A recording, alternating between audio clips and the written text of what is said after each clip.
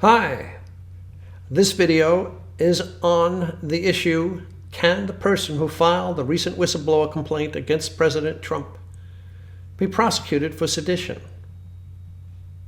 That's right, prosecuted for sedition. Let's take a look. Now this video will run a little longer than the ones I normally do, but it will be worthwhile to view it to the end.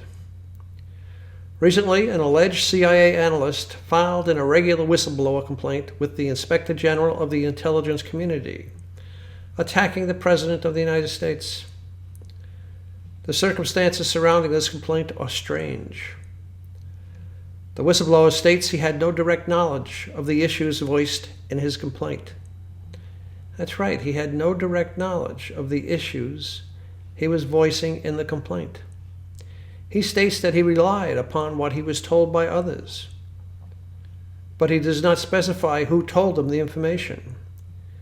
The complaint is completely hearsay.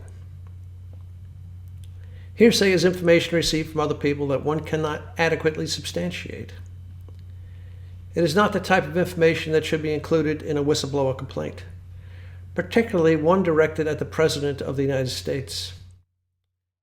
Historically, whistleblower complaints have had to be based on direct knowledge of what occurred. The statute which the whistleblower refers to in his complaint, 50 U.S.C. 3033, applies to programs and activities within the responsibility and authority of the Director of National Intelligence. A telephone call between President Trump and the Ukrainian president would not fall within the activities of the responsibility and authority of the Director of National Intelligence. So one has to ask oneself, why was the complaint accepted by the Intelligence Community Inspector General? It appears that the complaint was initially leaked to Congress. The statute referenced by the whistleblower states, and I'm going to quote, "No action constituting a reprisal or threat of reprisal for making such complaint or disclosing such information to the Inspector General may be taken by any employee in a position to take such actions, unless the complaint was made or the information was disclosed with the knowledge that it was false or with the willful disregard for its truth or falsity."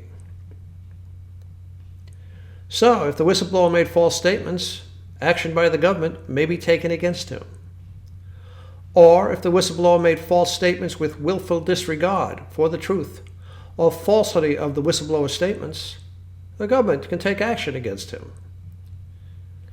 Under 5 U.S.C. 2104 and 2105, the President is an employee and qualifies as an individual who can take action against the whistleblower. The fact that the whistleblower only recounted second-hand information does not shield him from the requirement that the information he reported be truthful, particularly when the whistleblower was attempting or is attempting to force the removal of the President of the United States. Now let's see if the whistleblower made false statements. In my opinion, he did. Some of the false statements in the whistleblower complaint are, here's the first one that we're covering. The President is using his office to solicit interference from a foreign country in the 2020 U.S. election. That's on page 1, paragraph 2 of the complaint. The transcript of the call between the leaders shows that the President did not solicit Ukraine's interference in the 2020 election. Actually, the President was acting within the law when seeking Ukraine's aid to investigate criminal matters that affect both the U.S. and Ukraine. Under the Treaty with Ukraine on Mutual Assistance in Criminal Matters. The Ukraine President, Mr. Zelensky, has publicly stated that no pressure to do anything was applied by President Trump during the telephone call between the leaders. The second statement, President Trump's interference includes, among other things, pressuring a foreign country to investigate one of the president's main domestic rivals. That would be Biden. That statement's on page 1, paragraph 1. The Ukrainian president has assured the American people that no pressure was ever applied by President Trump. False statement number 3. The president used the July 25, 2019 call with the Ukrainian leader to advance his personal interests. That's on page 2, section 1, paragraph 2. The transcript of the call does not show that President Trump used the call to advance his personal interests.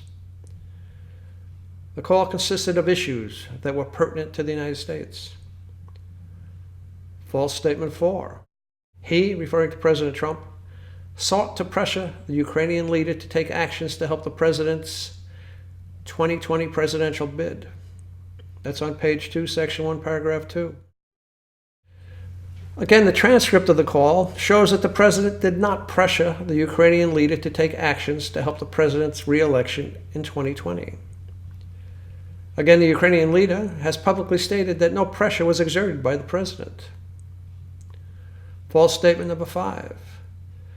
President Trump pressured Mr. Zelensky to initiate or continue an investigation into the activities of Vice President Joseph Biden and his son Hunter Biden in order to help the president's 2020 re-election bid. That's page 2, section 1, paragraph 3 of the complaint. The president did not request an investigation of Biden and his son in order to help his re-election bid. As per the transcript, President Trump did say, "I would like you to find out what happened with this whole situation with Ukraine." They say CrowdStrike. The server. They say Ukraine has it. There's a lot of talk about Biden's son, that Biden stopped the prosecution. And a lot of people want to find out about that, so whatever you can do with the Attorney General would be great. Again, under the treaty with Ukraine on mutual assistance in criminal matters, the president, as the chief executive of the United States, had every right to discuss potential criminal matters affecting the two countries with the Ukrainian leader. Even if there was no treaty, Trump still had the right and duty to discuss these matters. It is irrelevant that Biden is a presidential candidate. Being a presidential candidate does not confer immunity from being investigated by the United States government for an alleged criminal matter. False statement 6. White House lawyers were deeply disturbed by what had transpired in the phone call. That's page 3, paragraph 2. There is no corroboration that this is a truthful statement. False statement 7. A dozen White House officials listened to the call. That's page 3, paragraph 5. There is no corroboration that this is a truthful statement. The whistleblower could have listed the dozen, but did not.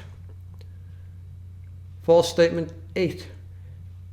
T. Ulrich Breckbuhl listened to the call.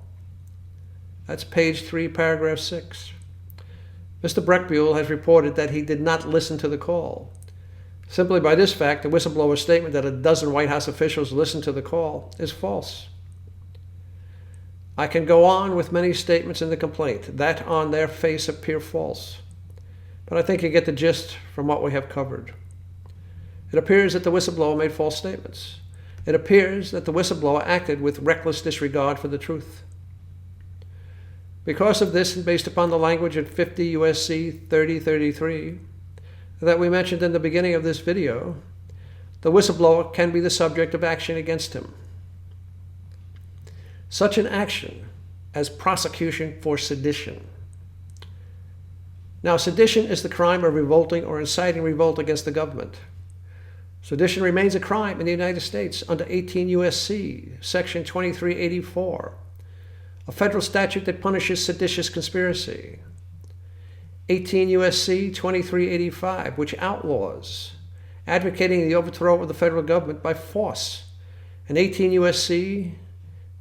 Section 2383, which addresses rebellion and insurrection.